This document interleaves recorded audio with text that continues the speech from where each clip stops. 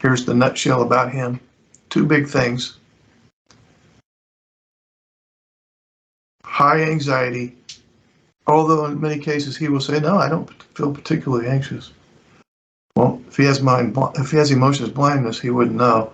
And if he's been anxious from childhood, he doesn't have anything to contrast it with. So when I hear the NT wife say, or even he says, no, I don't particularly feel anxious. Okay, well, do you shut down? Yeah. Do you have meltdowns? Yeah. Okay, well, that tells me you have anxiety, because shutdowns and meltdowns are all about anxiety reduction. But once a shutdown or a meltdown has started, that bullet has left the gun. And so intervening in that moment, and you have tried to intervene in the middle of a shutdown or a meltdown, I can promise you every time you made it worse. Intervention, once that bullet has left the gun, it only makes a bad problem worse. It's not even a neutral thing. It definitely doesn't help the problem. So we have to think in terms of prevention. And one of the things that you can do, and I'm just going to call this because anxiety is at the root. And nothing raises his anxiety more than risky conversations about marital issues or other thwant that he's going to download as threatening. So we'll just call this the anxiety scale for risky conversations. And you would want to run this past him before you ever implement it.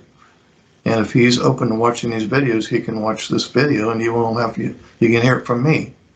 So this scale is going to range from 1 to 5, 1 being very low anxiety and 5 being very high. And you're going to, with his permission, after you've approached him about this and say, can we use this scale thing so we can think in terms of prevention. So you're going to use this scale when you're talking to him about the important stuff or the stuff that you feel like you might be at risk for him doing some version of meltdown or shutdown. So if they're even remotely potentially stressful topics, I would say, okay, before we go into this conversation, can we use this anxiety scale for risky conversations? Okay, I guess. So as you're delivering your message that's obviously important to you, otherwise you wouldn't be bringing it up, you're going to be checking in with him periodically, or he can clue you periodically where he's at on the scale. So I'll make up a minute length of time. Let's say the message, this conversation is going to take 15 minutes. I wouldn't go more than 3 minutes without a check-in. I'm just making these numbers up. You can plug in your own numbers. I would never, ever have a risky conversation that went over 20 or 30 minutes. You're really on thin ice there. But let's be liberal and say 15. Although some NT wives, well, that's not very liberal. But time is not on your side. So let's say for sake of discussion, it's a 15-minute conversation. And I would check in with him about every 3 minutes or so and say, okay, so far so good? Yeah, I think so. That's all you have to say, or say whatever you want, but just do some form of a check-in. Now, if he hits level 3, and I know this is not an exact science, but he probably would know when he's getting agitated and upset with you. And if he doesn't know, because he's alexithymic, you know what kind of facial cues, body language, his voice is getting louder, he seems to be, when he's getting agitated. And so he can bring it up. Yeah, I feel what you said right there. I'm not trying to start a fight or anything, but I've hit a 3 with that comment. Okay, so that's when you know you're going to take a timeout. Not a shutdown where he never wants to discuss the thing again. You've given him permission to take a timeout. But you may catch it before he catches it, and you may go, okay, you know what? Do you feel like you're at level 3? He might even say, no, I don't really feel like it. But his words and his behavior don't match. and you kind of have a gut instinct that he's getting agitated, I can already tell.